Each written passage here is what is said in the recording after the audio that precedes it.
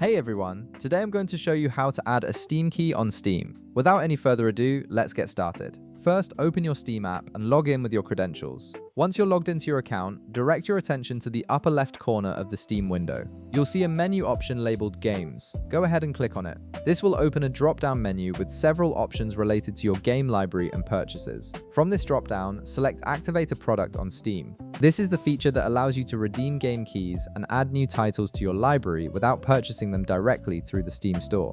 After clicking this option, Steam will open the Product Activation Wizard. Now you'll see a text box where you need to enter your product key.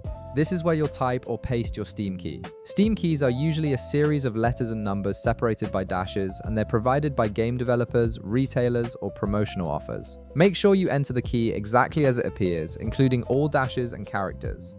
If you're copying and pasting, double check that no extra spaces were added at the beginning or end of the key. Once you've entered your Steam key into the box, click the Confirm button to finish the activation process. Steam will now verify your key and check that it's valid and hasn't been used before. This usually takes just a few seconds. If the key is valid, Steam will automatically add the game to your library and you'll see a confirmation message letting you know the activation was successful. Now, to verify that your game was added correctly, look again at the upper left corner of the Steam window and click on Library. This will take you to your full game collection where all your purchased and activated games are stored. Scroll through your library and you should see the newly activated game listed there. You can now download and install it whenever you're ready to play. And that's it, you've successfully added a Steam key to your account and the game is now permanently part of your library. If this video helped you out, be sure to leave a like, subscribe, and I'll see you in the next one.